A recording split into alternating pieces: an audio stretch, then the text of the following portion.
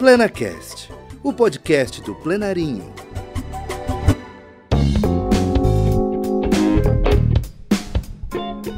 Olá, educadoras e educadores parceiros, sejam muito bem-vindos a mais um PlenaCast.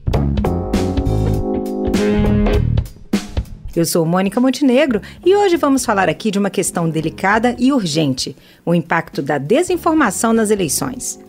Olá, gente querida. Eu sou Ana Cláudia Lustosa e é isso. Estamos encarando o desafio de trazer para cá esse debate tão complexo. Como será que os estudantes percebem o processo eleitoral e se informam sobre ele? E como os educadores podem levar a discussão para a sala de aula? O desafio é realmente imenso, Ana. Mas a boa notícia é que muitos jovens têm se interessado cada vez mais pelo assunto, como a estudante Ana Luísa Gomes, de 17 anos. Eu tenho um certo interesse por política, principalmente por causa de livros e séries. Nunca fui muito influenciada a ter debates políticos pela minha família, então todo o interesse é basicamente externo. O que eu mais gosto na política são as opiniões que você pode formar a partir de vários pontos diferentes. Acho que, de uma forma geral, os jovens estão mais interessados e engajados politicamente, principalmente quando você olha nas grandes capitais. Eu acho que também devido bastante à internet e às mídias que ficaram mais democratizadas. O estudante Tomás Detmar, de 17 anos, também se interessa por política, especialmente por seus aspectos históricos e filosóficos, mas não percebe o mesmo interesse entre seus colegas.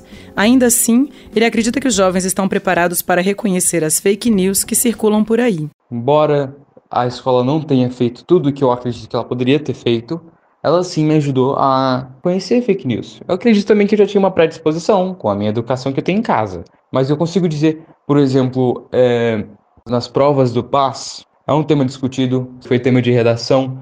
Então tem essas coisas que instigam, sabe? Então, assim, a educação, assim, realmente pública está instigando a busca desse tipo de questionamento. Em relação a fake news, principalmente.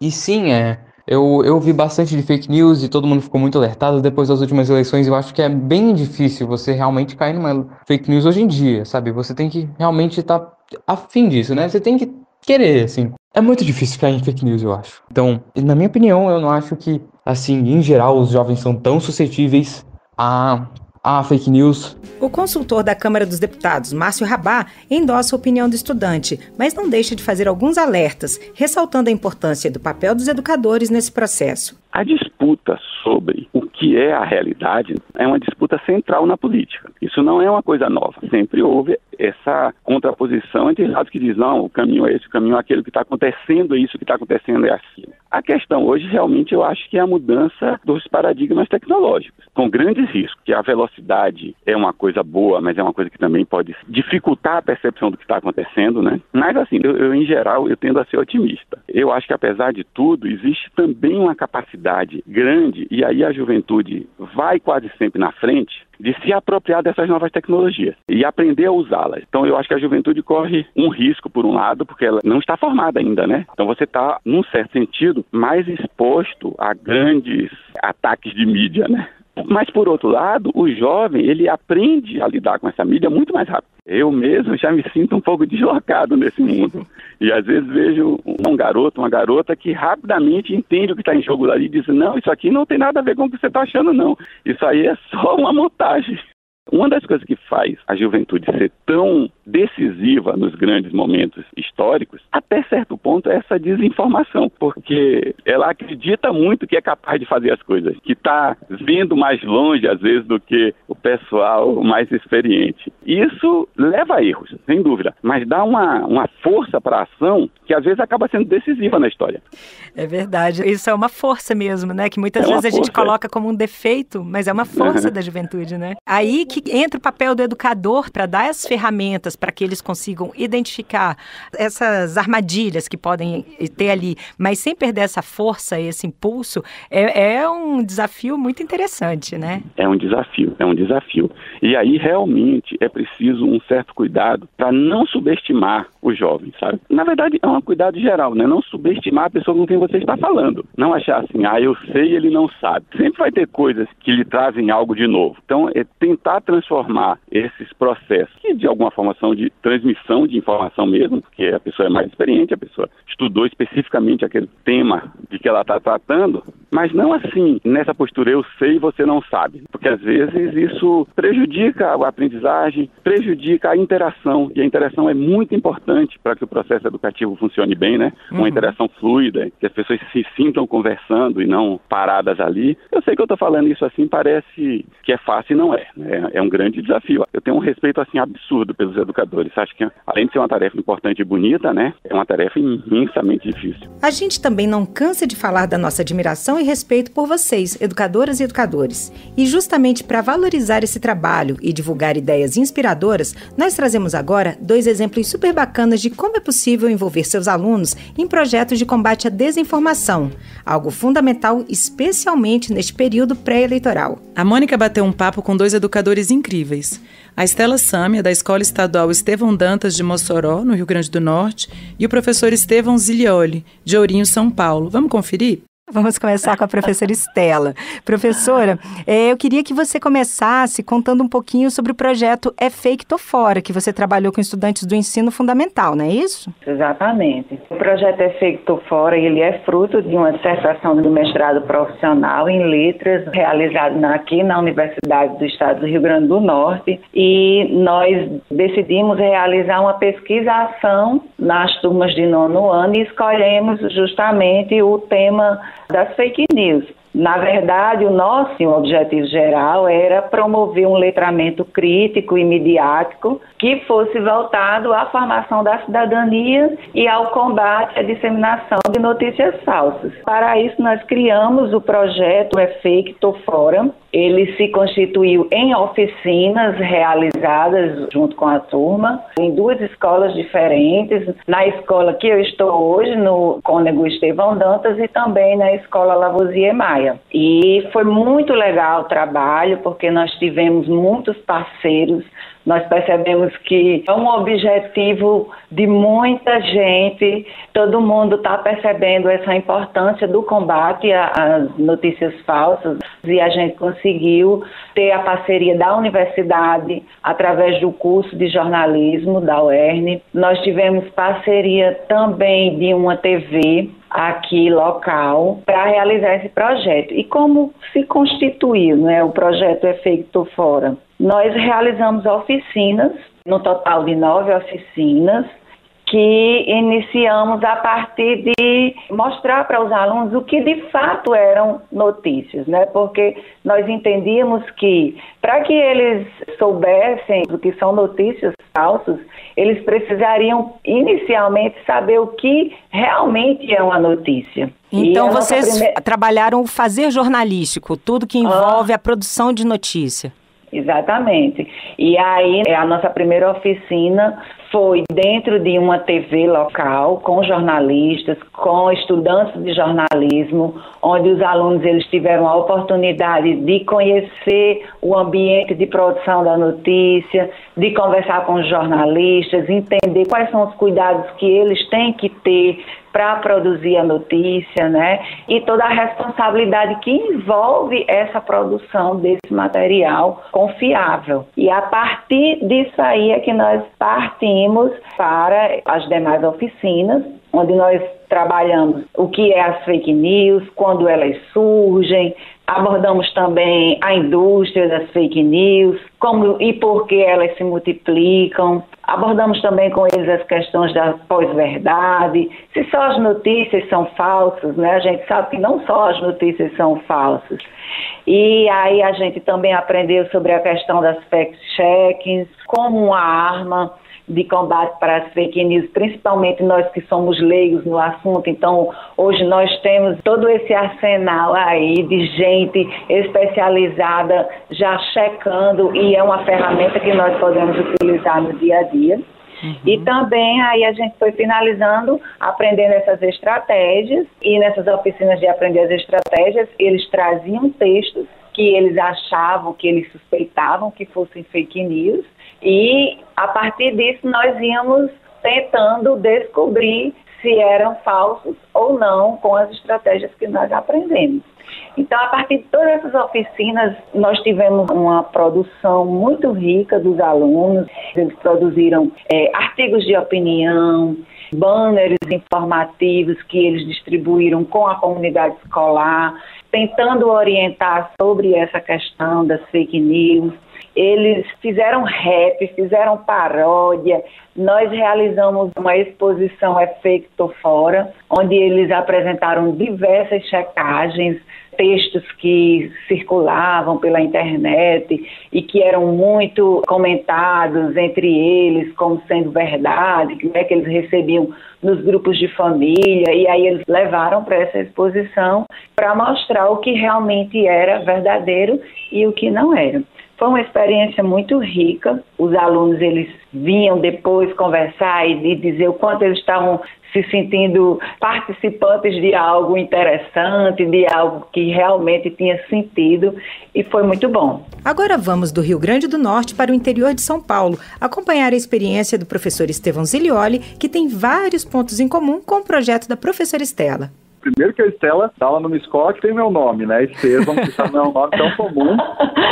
Segundo que os nossos projetos, o meu projeto atual tem quase o mesmo nome que o projeto da Estela, né? Que é o faketofora.org.br. Mas a minha história com a desinformação, né? Com as fake news, começou em 2016, 2017, quando eu era professor de ciências, e mesmo antes desse uso absurdo do termo fake news, né, eu comecei a perceber que eu acabava recebendo muito dos alunos informações sobre ciências, aulas de ciências em que a gente deixava aberto para perguntas. Vou chamar aí de fake news da vovó, sabe, aquela coisa, leite com manga, ou aquele... Nós só usamos 10% do nosso cérebro, ou consumo de álcool mata os neurônios. Sabe, esse tipo de informação que sempre circula com uma cara de ciência, mas que quando a gente vai fazer uma investigação um pouco mais aprofundada, a gente percebe que não é bem assim. E aí eu comecei a usar isso como uma oportunidade, trazer essas informações, sejam informações oralizadas ou que já estão em blogs, já estão em redes sociais e tal, e que são tidas como verdade por muitas pessoas, e pedir para que os alunos checassem. E aí eu percebi que era muito melhor do que eu ficar lá, né, de cima do meu palquinho, dando as respostas para eles, pedir para que eles buscassem. Seria uma investigação muito mais relacionada ao mundo das ciências, que era o meu mundo, né? E aí surgiu um projeto que é chamado de Hoaxbusters, né, uma brincadeira com os Ghostbusters, os caça-fantasmas. Hoax é um termo em inglês, que escreve com H-O-A-X, que é um termo muito usado para essa coisa de farsa, né, essa coisa que é inventada para vender, às vezes, algum veículo. A gente tem casos de jornais antigos que publicavam matérias de pessoas que descobriram a vida em Marte. Só depois você descobria que, na verdade, era uma brincadeira ou era um jeito de vender mais jornal.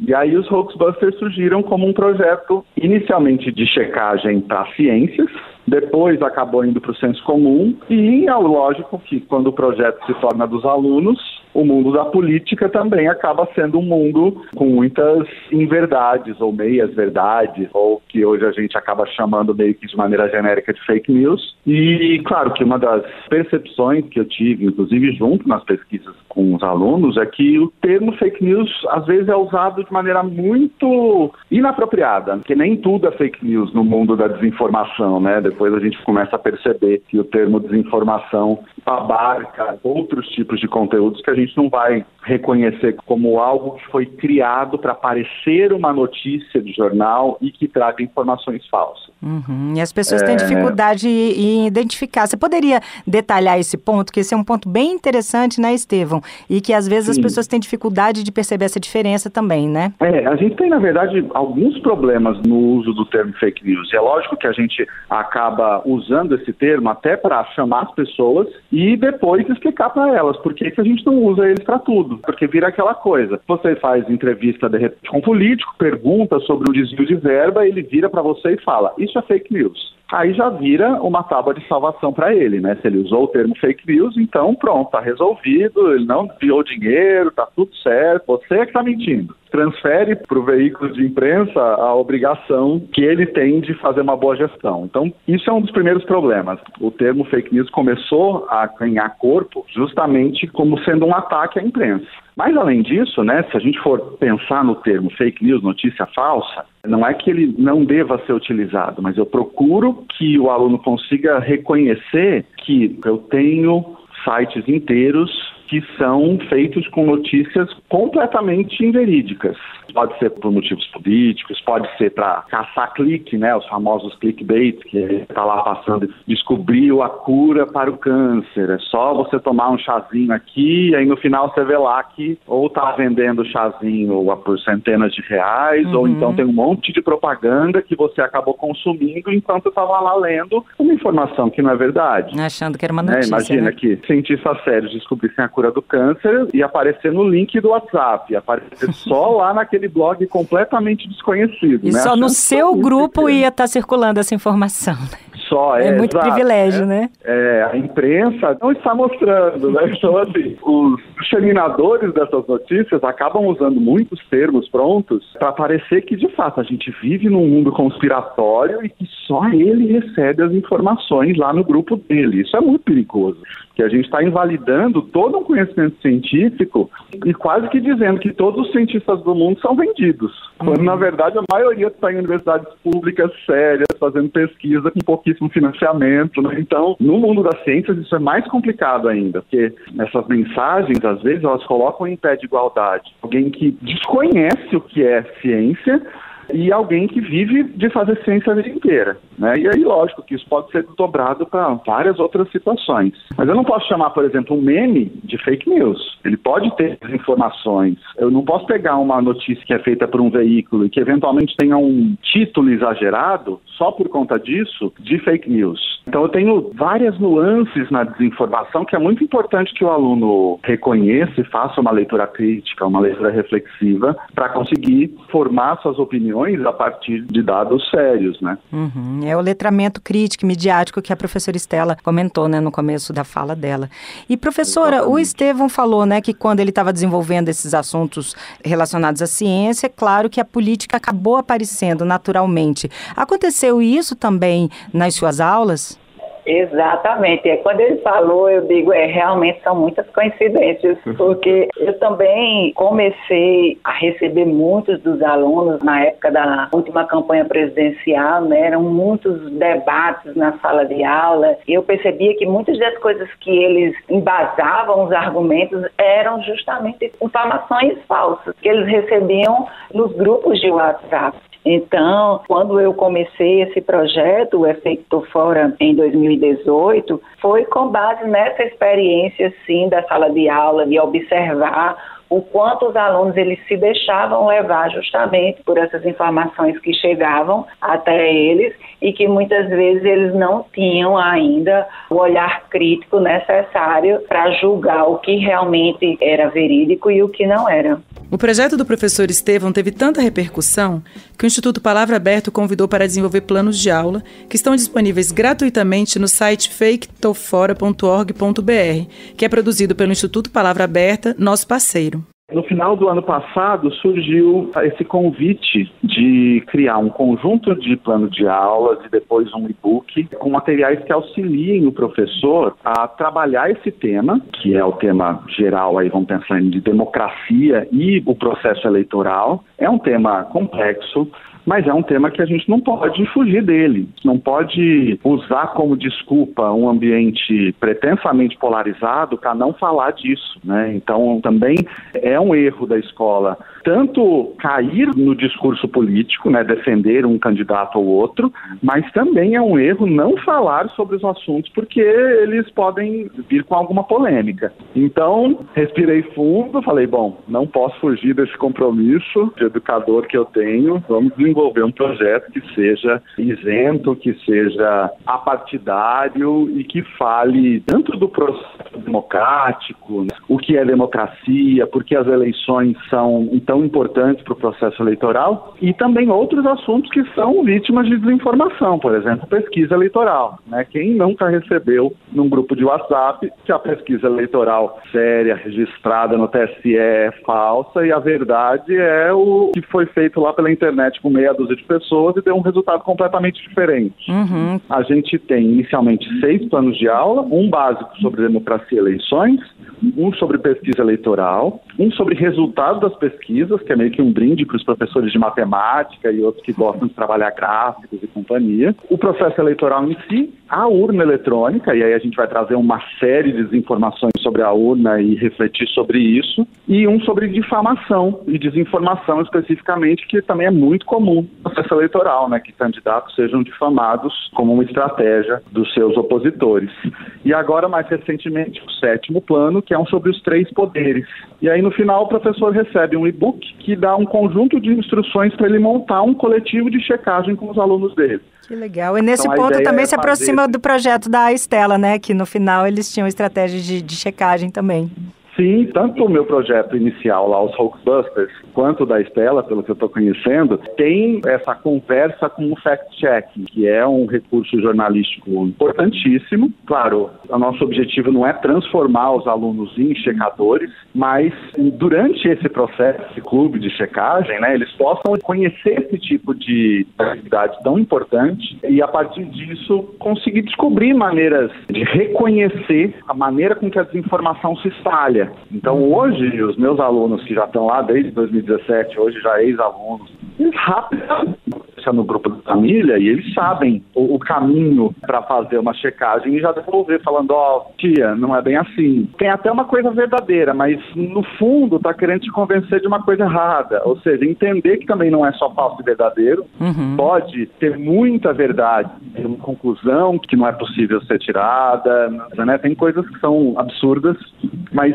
normalmente uma boa desinformação, vamos pensar assim, né, porque ela tem mais chance de desinformar, ela vem com um conjunto de informações que você vai falando, é verdade, isso é verdade, isso é verdade. E no final te leva para uma conclusão que não é verdade. Então também no meu projeto, tanto no Hoaxbusters quanto no Fake Tô Fora, a gente vai ter um conjunto de selos que os alunos, depois da checagem, não foi uma invenção minha, né, mas muitas agências de checagem fazem, depois de analisar a informação, dão um selo para ir além do verdadeiro ou falso. Então eu posso dizer que os dados são estranhos, ou não tem fonte, então não dá para checar, ou que a informação é inconclusiva, a partir dos dados não é possível concluir o que se concluiu lá na informação. Também coisas que são muito antigas e que estão circulando desde o tempo do Orkut, né? Então tem o selo Essa é Velha, o selo Foi na Maldade, que é aquela coisa que você vê que foi plantado para prejudicar alguém ou algum grupo. O selo O Buraco é Mais Embaixo, que é aquela coisa, olha, o leitor merece um detalhamento a partir dessa informação, enfim, para sair também dessa coisa binária de verdadeiro ou falso e ponto final. E assim como o Estevão, a gente também sugere que você entre no site faketofora.org.br. Como o professor explicou, o projeto traz 6 módulos que podem ser trabalhados separadamente ou numa trilha única, com o suporte de planos de aula, vídeos, jogos e sugestões de uso de cada um deles. Está imperdível. E é com o Instituto Palavra Aberta que a gente encerra esta edição. A Daniela Machado, coordenadora do Educamídia, que é o programa de educação midiática do Instituto, deixa aqui umas palavrinhas pra gente, que reforçam a importância de informações de qualidade, especialmente em um ano eleitoral. Todos nós precisamos de informações de qualidade para tomar as melhores decisões. Isso não só acontece num ano de eleição. No nosso dia a dia, para que a gente possa tomar decisões, né, a cada momento, se a gente vai comprar um determinado produto, vai fazer um curso, enfim, para quase todas as situações da nossa vida, nós dependemos de informações. É com base nessas informações que nós podemos tomar decisões mais acertadas. Isso é ainda mais relevante quando nós estamos falando de eleições, para que a gente possa, então, tomar as melhores decisões num ano eleitoral, a gente precisa ter acesso à informação de qualidade. E é justamente nesse cenário que a desinformação ou a fake news pode acabar atrapalhando e muito. Não só porque acaba criando um ambiente em que a gente fica sobrecarregado de mensagens, de áudios, de vídeos, e a gente não consegue filtrar com facilidade aquilo que é realmente relevante para a nossa tomada de decisão, mas também porque às vezes a gente acaba acreditando, caindo numa dessas armadilhas e baixando a guarda, e isso acaba afetando então a maneira como nós vamos decidir como é que nós vamos votar. A gente agradece a participação de todos os nossos entrevistados e deixa o canal aberto para você contar a sua opinião sobre o PlenaCast, sobre os conteúdos do nosso portal ou mesmo compartilhar suas experiências pedagógicas com a gente. Nosso endereço é plenarinho.leg.br e nosso e-mail é plenarinho@câmara.leg.br. A gente te convida também a seguir o Plenarinho nas redes sociais. Assim você fica por dentro de tudo que a gente produz. Essa edição foi produzida por mim, Ana Cláudia Lustosa, na companhia do Leif Bessa, da Júlia Macedo, da Letícia Ono e da Mônica Montenegro. A sonoplastia foi do Caio Fernandes. Um abraço e até o próximo episódio. PlenaCast, o podcast do Plenarinho, portal infanto-juvenil da Câmara dos Deputados. Plenarinho, o jeito criança de ser cidadão.